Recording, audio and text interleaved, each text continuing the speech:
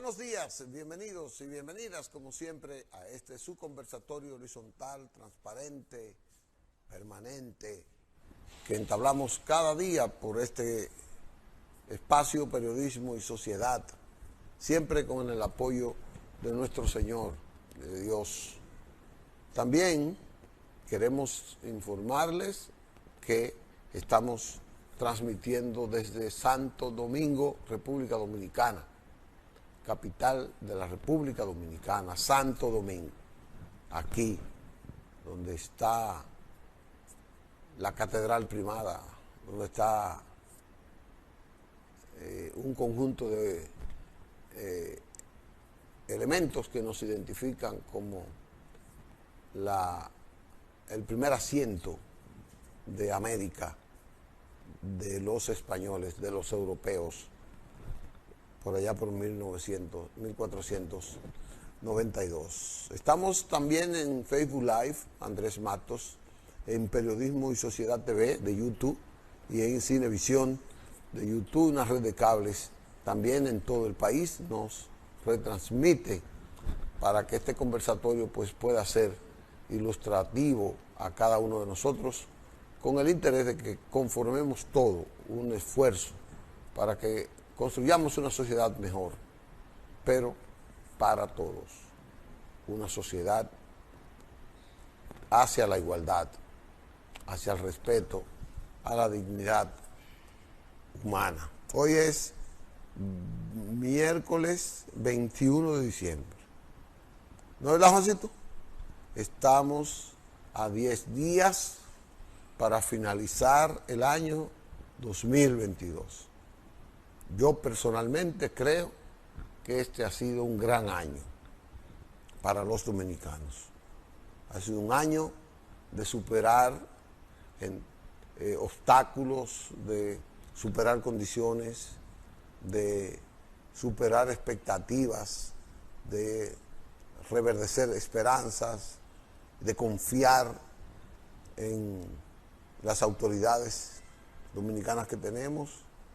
Y ha sido un año para nosotros positivo. Para el tradicional día de Nochebuena, pues apenas nos faltan 4 días. Hoy miércoles, el jueves, viernes y sábado. El sábado es el día del lechón, Juancito. Si tú tienes una pierna, la puedes asar, me puede invitar. Tiene 2 piernas. Sí. Hay unas teleras bonitas y buenas de calidad que se venden ahí en la parte que tiene que ver con las panaderías. Ya no se ve esa lucha, eso es una superación de estas amenazas que antes había de que en diciembre no habrá telera, en diciembre no habrá pan. Ya tenemos par de años que no se escucha ese grito de que no habrá telera. Eso era como una amenaza, una inseguridad y algo, y eso es parte de lo positivo, de la superación que tenemos, que podemos mostrar en esta época. Sí, las teleras, la seguridad de las teleras. No es el desarrollo del país.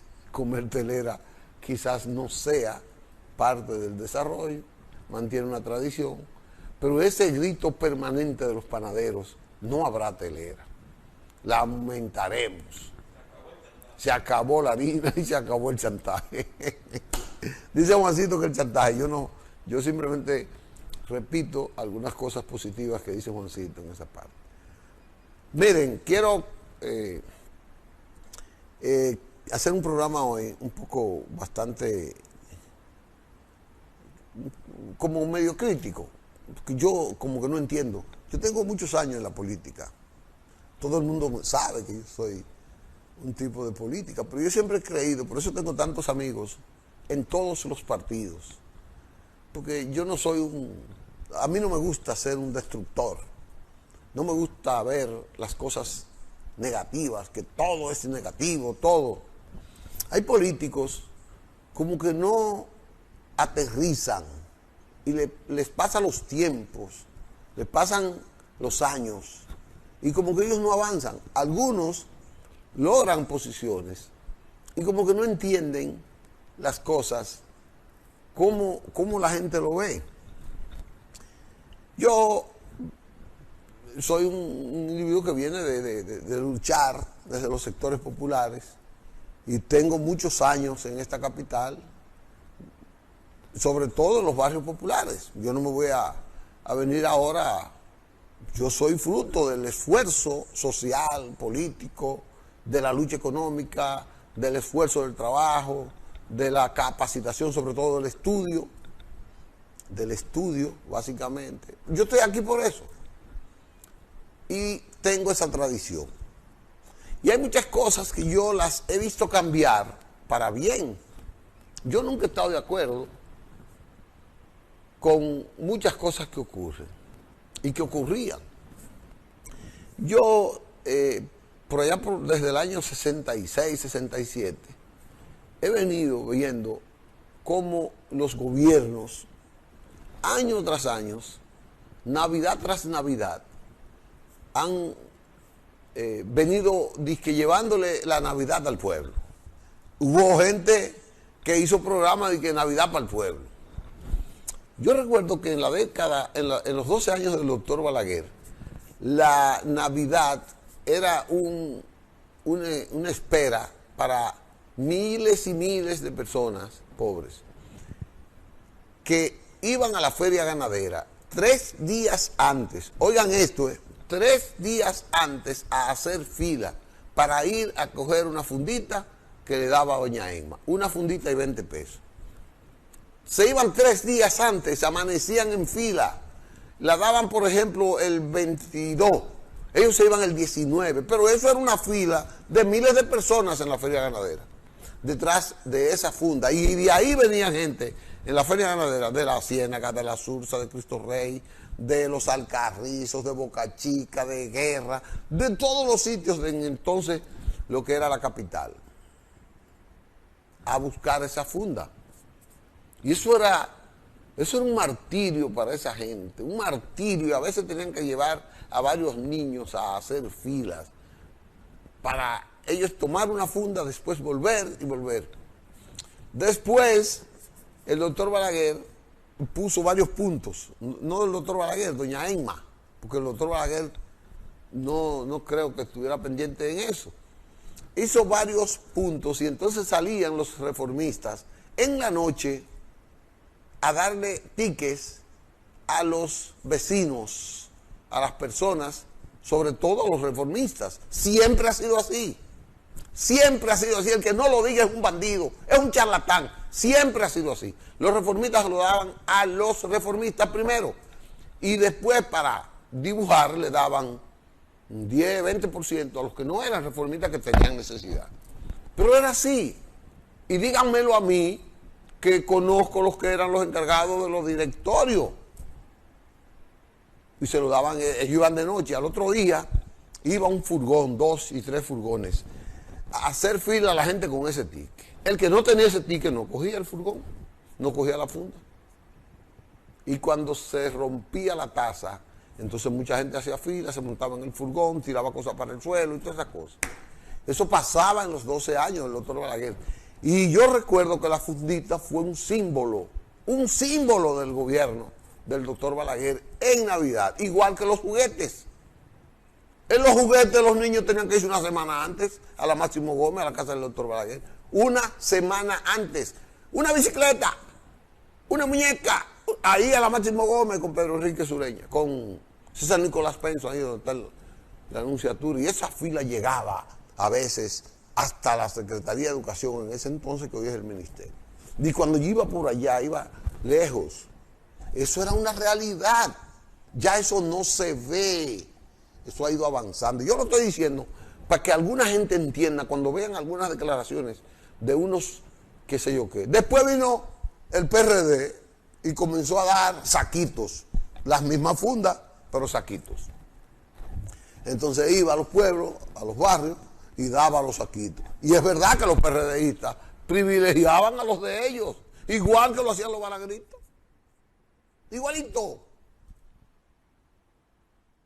Después vino Leonel, que uno creía que la modernidad de Leonel iba a cambiar eso. Mentira. Vino Leonel a lo mismo, y eso sí hicieron A eso le pusieron los cocuyos, los comesolos, porque eso iban era en la madrugada. Y como para que la gente no lo viera, lo llevaban en la madrugada. Pero a su gente también.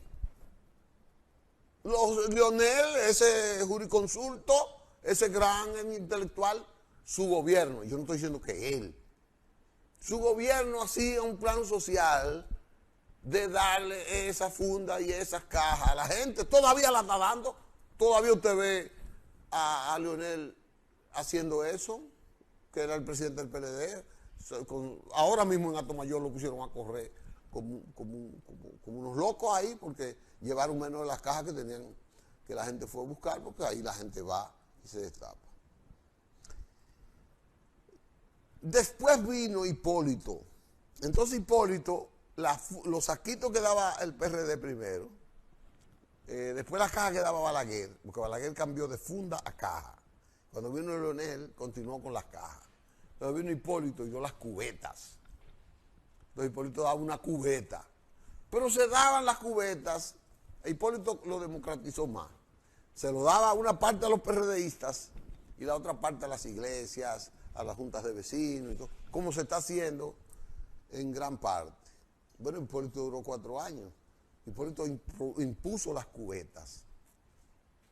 Después de las cubetas, entonces vino el PLD otra vez, con el mismo programa de dar, porque esa es una dádiva que los presidentes como que se les olvida que ellos prometen dignificar las condiciones de la gente, y la gente iba a hacer la fila. Lo más deprimente era esa corrida que daba la gente en los barrios, detrás de esos camiones, de esos furgones corriendo, esos camiones corriendo, buscando, y la gente tirándole caja y pollo en las calles. Repito, después vino el PLD y lo daba de noche. Yo conozco un amigo que se quedaba con los pollos y él vendía pollo. Entonces él llenaba 2 y 3 camiones de pollo y lo llevaba a distintos lugares y la vendía. Y él en Navidad freía sus pollos y los vendía. En paz descanse. No voy a decir el nombre. ¿Qué resulta? Que ahora ha venido Luis con el mismo plan social de dar en Navidad la cosa de la gente, lo que la gente quiere. La gente antes recibía caja, funda, cubeta y todo. Ahora Luis Abinader ha venido a darle la Navidad a la gente. Y yo quiero llegar aquí porque este programa que ha hecho el presidente Abinader es distinto. O sea, en este programa, en la inmensa mayoría de los casos, el presidente lo que ha impreso es unos bonos. Y ha dado de que 2.400.000 bonos. Oiga esto. Esos bonos se lo entrega, según me explicaron, a una persona, a uno de la casa. Cada casa tiene un bono. Si en la casa una persona recibe un bono, ya esa persona no puede recibir otro. Porque tiene una combinación electrónica digital que la persona que tiene el bono, si Juancito que tiene un bono a su nombre, él no puede ir al banco porque no le pasa la cédula de él, porque el bono está vinculado a su cédula. Entonces en el banco no le pasa y él tiene que buscar a otra persona que no tenga bono para que le cambie ese bono. Es decir, que es remota la posibilidad de que una persona consiga 2 y 3 bonos para él y que lo pueda cambiar él, porque está controlado en una inteligente combinación del Banco de Reservas con el asunto de los bonos. Si yo digo que eso es imposible, que una persona mínimamente pueda tener 2, entonces yo digo que 2.400.000 bonos van a llegar, supóngase que a 2 millones de hogares. 2 millones de hogares, si usted dice que un hogar tiene 4 personas, eso va a llegar a 8 millones de personas. Porque no puede una persona tener dos bonos. No lo puede cambiar. Es muy difícil. Pero uno siempre le da porque no somos perfectos. Alguien intenta hacer un fraude. Hoy es fácil robar en las Fuerzas Armadas y roban. Y es fácil robar en un banco y roban. Y es fácil tumbar un avión y lo tumban. Es que no somos perfectos. Hay siempre alguien que mete la cuchara y nos dice somos humanos. Yo no dudo que hayan 10, 15, 20, 100, miles que traten de hacer el fraude y que lo hagan en algunos casos. Pero esa no es la posibilidad real de este bono ni la realidad de este bono. Entonces, ¿qué resulta? Que yo con este bono veo que la gente ya no tiene que levantarse 3 días antes. Porque los que tienen la tarjeta vieja le ponen el bono en la tarjeta. Ya no tiene que hacer fila. Coge su tarjeta y va y la cambia. La fila está en el banco, como lo hago yo cuando voy a depositar o a retirar. Pero también, señores, no tengo que ver esa penumbra, esa pena que me da ver la gente corriendo detrás de un camión para que le tiren un pollo. Porque eso es atraso, eso sí es verdad que es burlar la dignidad de la gente. Ir detrás de un camión para que le tiren un pollo. O irse 3 y 4 días a un punto a esperar para que lleven el pollo para él con su ticket que le dieron en la noche, ir y retirar su caja. Yo creo que eso es indigno. Y eso, aunque lo hayan hecho, es indigno y eso tiene que ser superado y ha sido superado. No es la dádiva, lo que yo digo, no es la dádiva. Quizás lo que debamos criticar, algún día llegaremos, porque en Estados Unidos está el welfare. En Europa hay tarjetas de todo tipo. En Suecia, en Suiza, todas esas naciones nórdicas de Europa, donde llegó la socialdemocracia, donde llegó la seguridad social, el desarrollo equitativo más cercano que hay en el mundo, está ahí. La asistencia social más equitativa y más incluyente, gracias.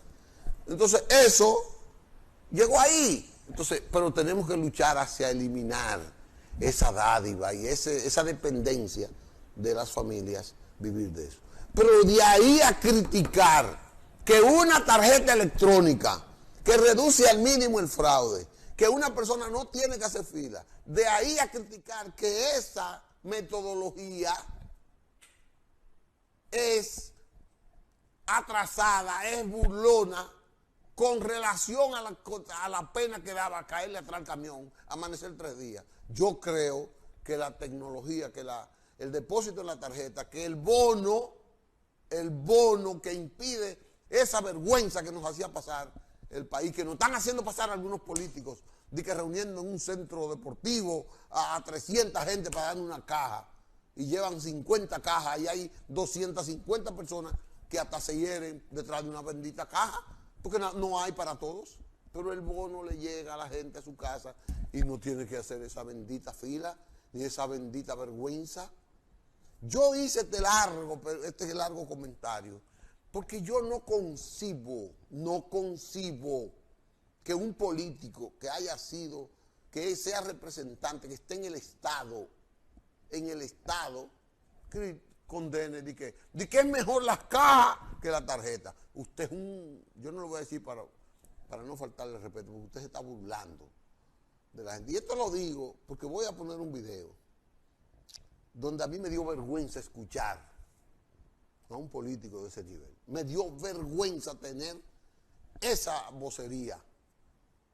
Cuando yo vi que ese hombre me dijo a mí, le dijo al país, que este gobierno ha fracasado porque ahora inventa con tarjeta en lugar de dar las cajas. Oiga esta vaina. Ahora da la ayuda de Navidad en tarjeta, por eso es un fracaso la Navidad. Oiga, ¿por qué él evalúa la Navidad como un fracaso? Porque el gobierno lo que da es bono, que la gente no tiene que matarse detrás de esa bendita caja. Vamos a poner el video, Manuel, para que la gente vea a qué es que yo me estoy refiriendo.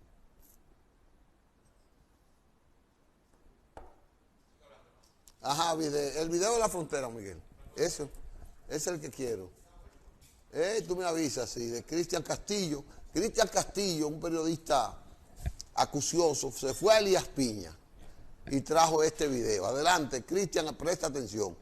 Adelante, Manuel. Así es, los principales dirigentes de los partidos de oposición en esta parte del país califican como desastrosas estas Navidades, ya que según ellos el presidente de la República, Luis Abinader, ha desvirtuado la misma con la eliminación de reparto de las canastas o cajas navideñas, las cuales han sido reemplazadas por los bonos o tarjetas navideñas, las cuales representan el atraso y la corrupción. Las navidades son muy pobres.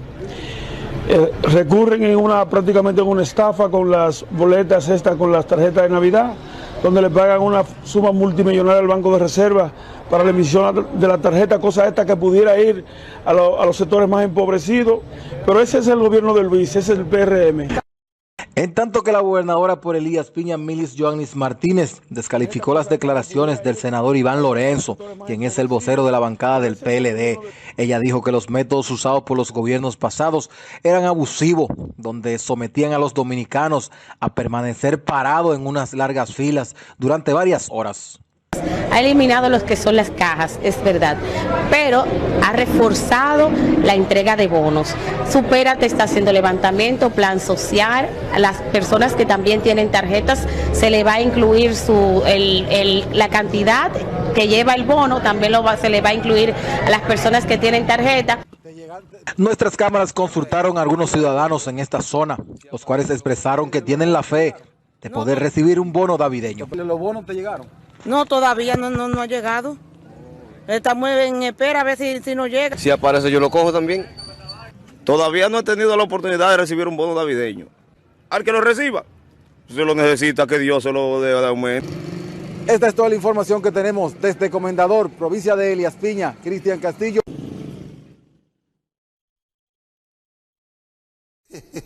Yo quise pasar eso porque de verdad que yo me sentí avergonzado.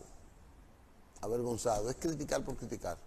Pero ya no voy a hablar más de eso. Vamos a una pausa. Venimos con un invitado de mucho fuste que siempre hemos tenido aquí ya un par de veces.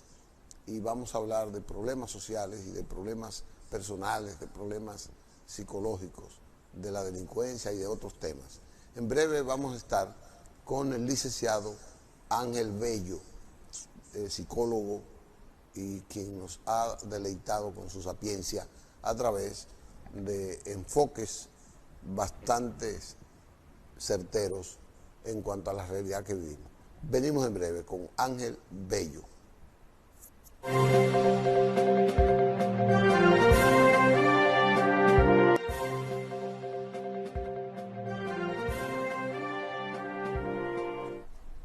Saludos amigos, volvemos con ustedes en esta ya parte importante del programa, la entrevista del día, que vamos a desarrollar un tema interesante con un experto.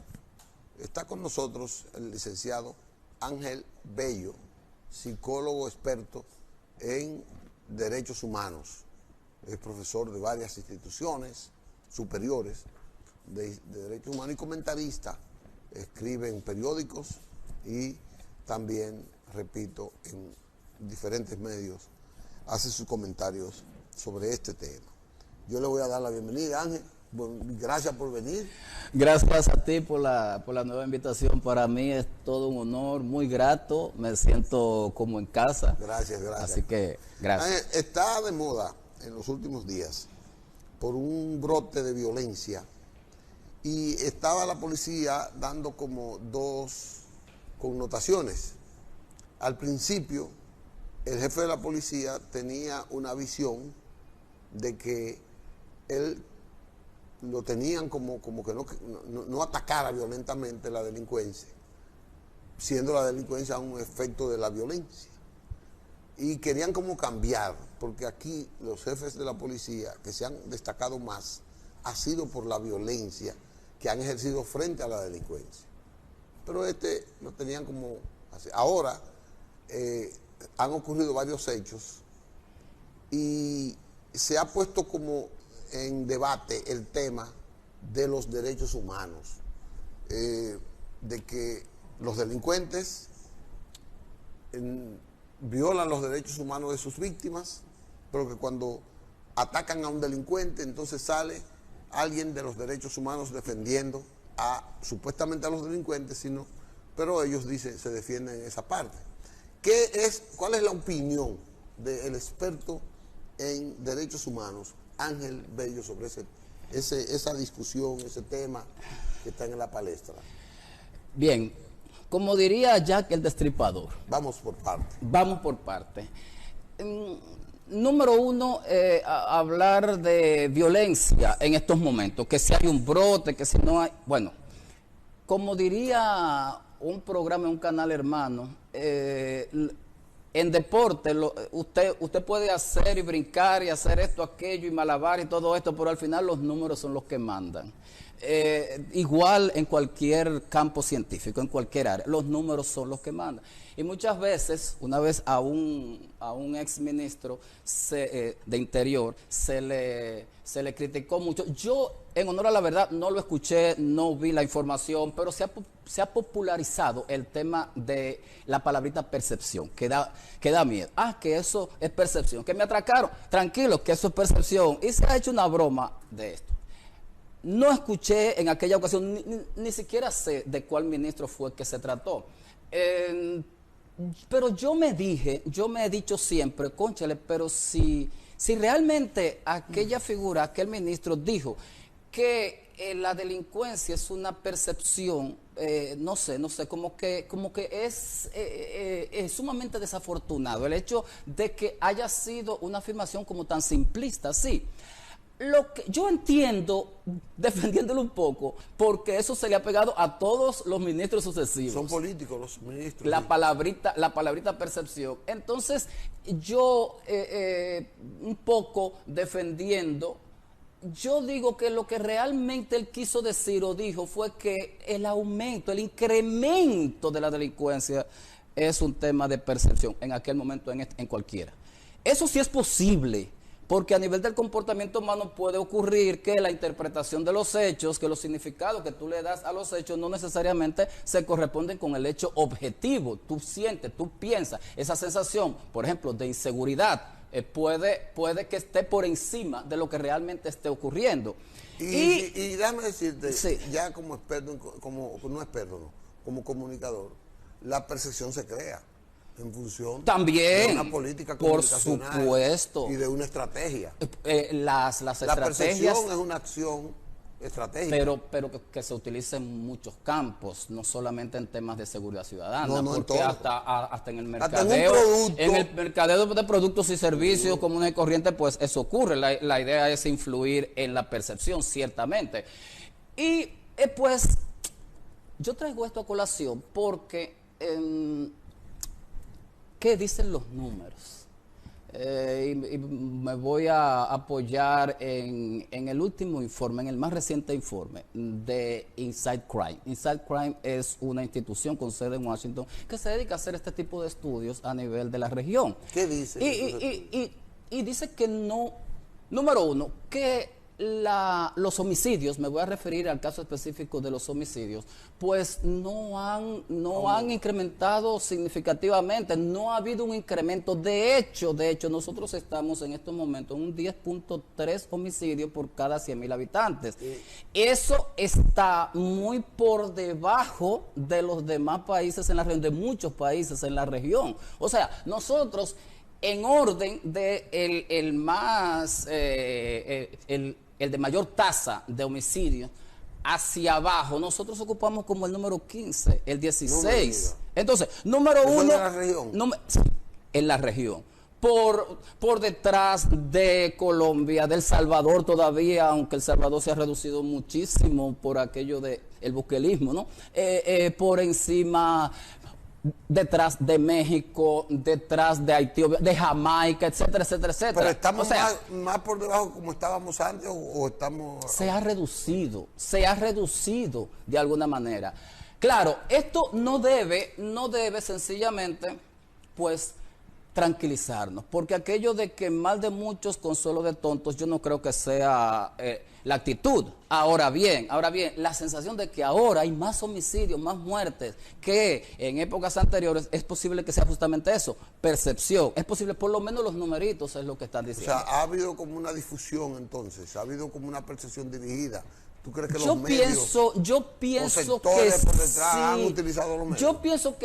Yo pienso sea el sector que sea que de alguna manera esté influyendo. Las redes son en estos tiempos son muy dados a generar, las manejan, sí, pero las redes, contrario a décadas anteriores, a épocas anteriores, las redes la maneja cualquier individuo. Es decir, ha democratizado la difusión de la información, pero ciertamente puede haber sectores, ciertamente, tanto a nivel de redes como a nivel de los medios tradicionales, en fin, o determinados sectores más allá de estos sectores políticos, etcétera, que pueden estar influyendo en el tema de la percepción. Ahora bien, eso no significa que estamos bien, obviamente. Hay que trabajar, hay que desarrollar políticas, hay que innovar, hay que trabajar con las familias, hay que trabajar con el Estado, con las instituciones encargadas de la seguridad, etcétera, etcétera. Hay que hacer un trabajo, número uno. Número dos,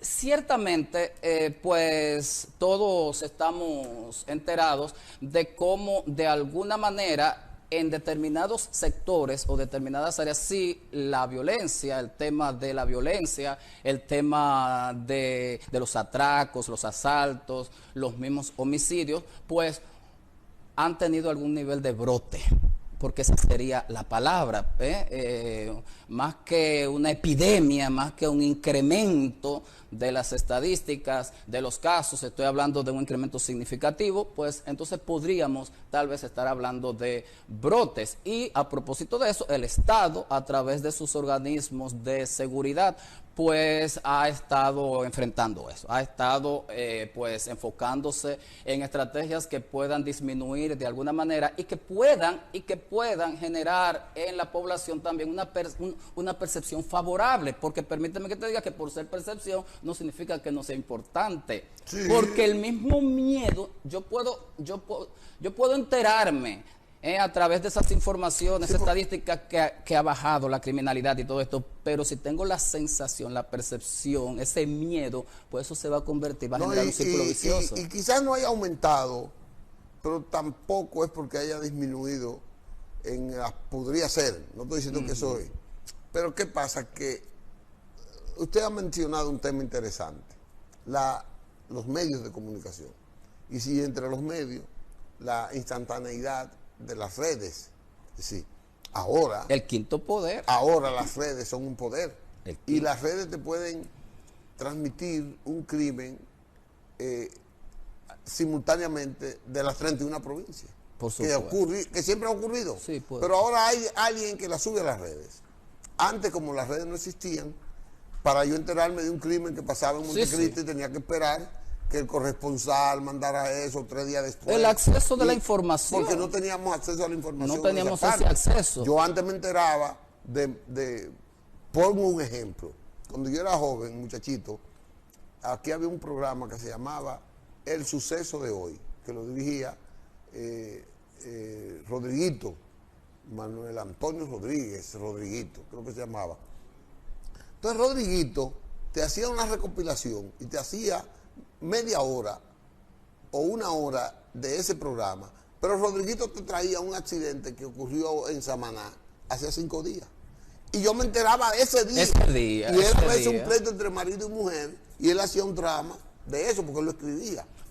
Entonces eso puede pasar, las redes pueden estar transmitiendo de manera instantánea lo que ha ocurrido siempre, no digo que sea así, claro, pero pudiera estar haciendo eso. Sí, y lo puede potencializar. Y te voy a decir una razón también, entre otras, porque el tema de la violencia, como te he dicho en otras ocasiones a los amables televidentes, de que el tema de la violencia es sumamente complejo. Tiene muchas aristas. Por eso es tan difícil, que es otro mito, si se quiere, que debemos también de ayudar a que la gente pues entienda lo falaz de esto, que muchas veces, y escuchaba yo acá a un técnico decir algo así como en República Dominicana, es que en República Dominicana, señor, este tema de la violencia es mundial, estamos hablando de un tema global, aunque en unas regiones más que en otras. De lo mismo que estamos hablando aquí, se está hablando en Estados Unidos, se está hablando en Europa, pero en la región específicamente, ya te he dicho a propósito del tema de la pandemia, que se ha disparado después que se termina el encierro, el confinamiento, pues otra vez ha vuelto a los niveles y ha superado incluso en muchas regiones, en muchas partes, en muchos países, los niveles prepandemia. Entonces, cuando tú hablabas de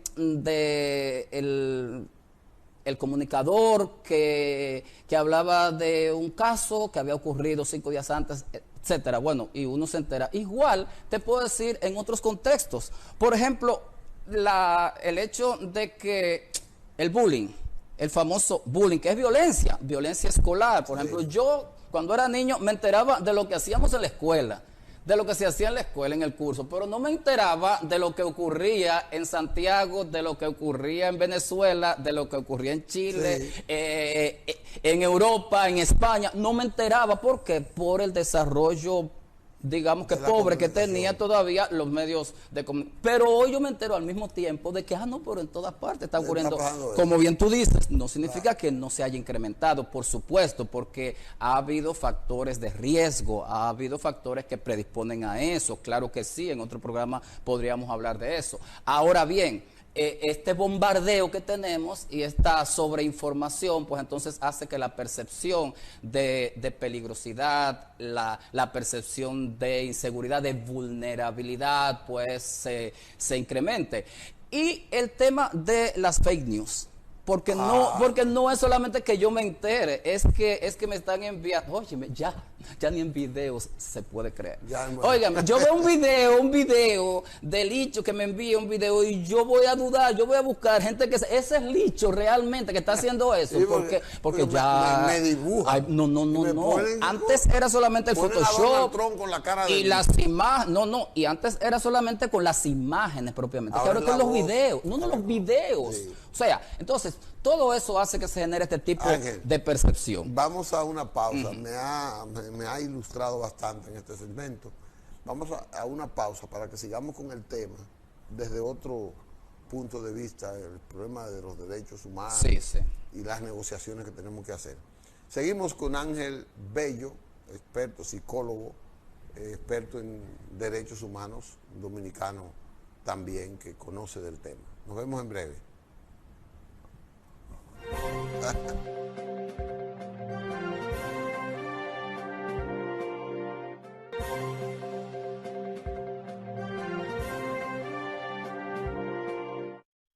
Y saludos amigos, vamos a romper con esta percepción de los anuncios.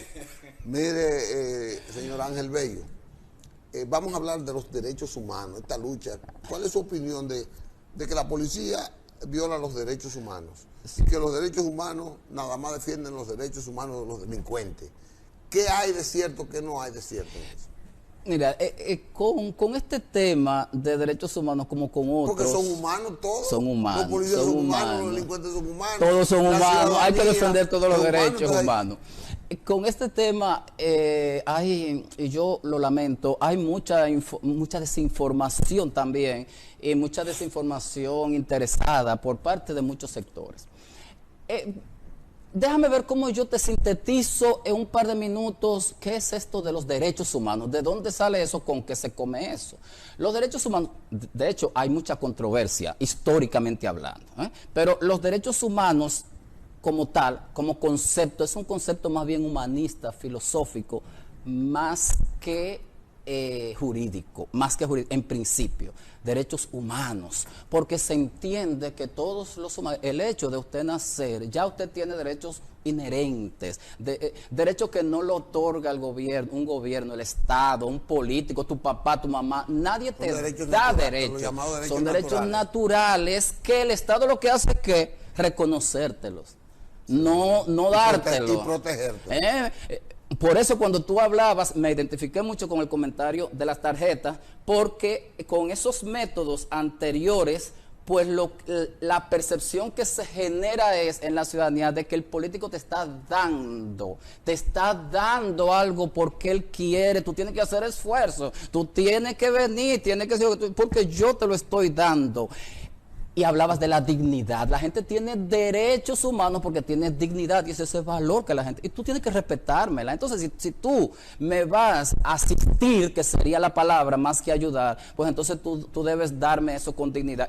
y yo tengo, o sea, respetando mi dignidad, y yo tengo derecho a que se me respete mi dignidad, y tengo derecho a la alimentación. Por tanto, tú lo que estás reconociéndome algo. Bueno, entonces, los derechos humanos son conceptos, repito, más bien filosóficos, jurídicos. Ahora bien, como los estados no le hacen mucho caso porque es un tema de pensadores, de idealistas, etcétera, etcétera, pues entonces, y no estaba contemplado en su normativa jurídica, no sé, en sus constituciones, no se habían positivizado, pues entonces la solución, digámoslo así, era esa, que los estados entonces de alguna manera reconocieran, quiero hacer énfasis en esto, reconocieran los derechos humanos. Entonces, los derechos humanos son un concepto filosófico y entiende que rigen a nivel universal. Donde quiera que haya un ser humano, tiene los mimiticos derechos que en cualquier otro lugar, como humano. La Declaración Universal de los Derechos Humanos, adoptada por parte de la ONU en 1948, es el primer documento que recoge de manera formal estos derechos a nivel universal. Y dice, todos estos derechos, 30 derechos, hay que respetarlo en el mundo entero. Y los estados consignaron con sus firmas el derecho. Claro, han ratificado la mayoría esa declaración.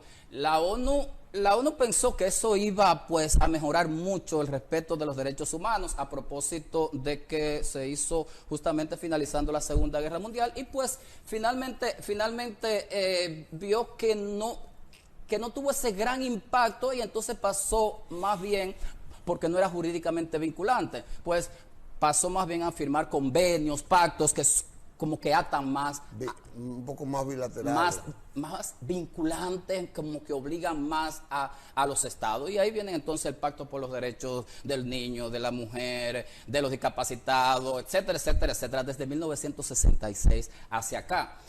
Entonces, esa concepción universal choca con mucha normativa interna. Porque los derechos humanos, esa declaración fue en 1948, pero ya habían naciones que tenían 1000, 2000 años, 3000 años, que no contemplaban el derecho a la vida de manera incondicional, un asunto cultural, o el derecho a la igualdad entre hombre y mujer. Espérate, la ONU no puede venir a mí porque la ONU tiene factura occidental. Venirme a mí entonces a imponer esas normativas que colisiona con mis costumbres, con mi cultura, y todavía esa controversia se mantiene. Por eso hace unas horas apenas Afganistán pues decide que las mujeres no pueden ir a la universidad. Les cerró las puertas de la universidad. La ONU, ¿qué puede hacer? Es poco realmente lo que puede hacer, porque la ONU dice que el hombre y la mujer son iguales, tienen los mismos derechos, y hay que trabajar para que en el mundo entero, pero entonces hay un tema cultural, hay un tema de relatividad. Se sobrepone cultural. El aspecto cultural, aunque sea de un país, de una sociedad, al derecho humano. A esos derechos humanos. Entonces, ya en términos de si los delincuentes, los presuntos delincuentes, tienen, incluso aquellos que ya están condenados, ¿no? Si tienen derechos, sí, los mismos derechos. Eso es muy importante puntualizarlo, salvo aquellos que les son suspendidos justamente por el delito que hayan cometido. Tienen los mismos derechos. Ahora bien, estamos hablando, en este caso, el respeto a la vida, el respeto a la integridad. Vamos a hablar de esos derechos civiles que están más vinculados a la labor policial, ¿no? El derecho a la vida, a la integridad física, a la intimidad, etcétera, etcétera, etcétera.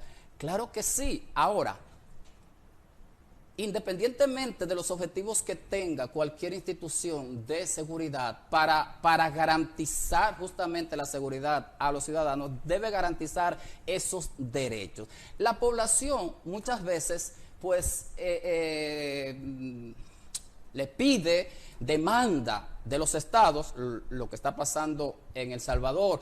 Y aquí, lo que está pasando ahora, lo que está pasando acá, que aquí hay mucha gente que quiere que el Estado, que el gobierno, pues no tome en cuenta ningún tipo de derechos contra los supuestos violadores de los violadores. Es más, vamos a llamarle como si ya tuvieran una condena irrevocable, ¿verdad? Los delincuentes, aquellos que violan tus derechos, los míos. La población pues demanda que se ignore el derecho a la vida, etcétera, etcétera, etcétera. El Estado, los gobiernos no deben hacer caso a este tipo de cosas, y es sencillo, muy sencillo. Número uno, porque muchas veces, número uno, porque es el derecho a la vida, a la integridad física es universal, número uno, pero no solamente como derecho humano, sino como derecho fundamental establecido en nuestra Constitución. El problema es que la Constitución no contempla la pena de muerte, no contempla la agresión física a la integridad física de la gente para hacer que pague un delito, no contempla la tortura. Pero además nosotros hemos firmado convenios, justamente, no solamente con la ONU, sino con otros organismos de protección de los derechos humanos, la misma OEA. Es decir, es muy fácil que, por ejemplo, Bukele, pues, desconozca a la ONU, que desconozca a esos organismos internacionales, diciendo que no les importa, etcétera, pero es que casi todos los países están atados de alguna manera. Sí, a esos cánones jurídicos. A esos cánones jurídicos. Pero también hay que ver que no es fácil cuando, por ejemplo, el Estado va con el ejército, con la policía, a respetar los derechos, a apresar a esos delincuentes y todo. Pero esos delincuentes entienden que la policía le está agrediendo porque los va a detener. Pero entonces les repelen y ahí se produce. Es que eso está contemplado en la ley. Ajá. Porque esa es una arista de lo que yo te he dicho. La otra es el uso de la fuerza. Eso no solamente está contemplado en nuestra normativa jurídica, que la policía tiene derecho, tiene esa prerrogativa de utilizar la fuerza cuando sea necesario. Y eso incluye la fuerza letal. Hay niveles de uso de la fuerza, desde la misma comunicación hasta la restricción física, ¿no? Lo que está en juego es, Ángel, es la posibilidad de probar que realmente la policía actúa cuando hay un ataque hacia ella. Eso es lo que... Sí. Y ya para eso tiene que haber un juicio. Tiene que haber una investigación y todo esto. Pero los delincuentes, sobre todo los que han matado últimamente, no encuentran ni dolientes, porque lo han velado sin que nadie vaya a su velorio. Sí. En esa parte. Entonces, tanto en nuestra Constitución como en la ley 590-16, como en convenios internacionales está contemplado el uso de la fuerza legítimo, proporcional por parte de la policía cuando su vida se encuentra en peligro. Dicen los muchachos que tenemos que ir. Conversar con Ángel Bello sobre este tema es tan apasionante, porque es tan profundo, tan amplio, es tan edificante, que él no lo puede hacer solo en una sesión. No puede, él tiene que volver. Claro. Y yo les invito a ustedes a que en otra ocasión, no muy lejana, tengamos a Ángel Bello aquí en esta mesa, pues discutiendo ese tema, aideándonos ese tema, no discutiéndonos, edificándonos. ¿Cómo no? Gracias por su sintonía, gracias Ángel por este sacrificio en la mañana, gracias por a encima ti. De los tapones. Gracias a los amores, sí, muchos tapones. Nos veremos mañana, señores, que tenemos Feliz Navidad, otro programa. Feliz Navidad. Correcto, felicidades a todos. Mañana tenemos otro programa interesante y espero que lo compartan con nosotros. Gracias, hasta entonces.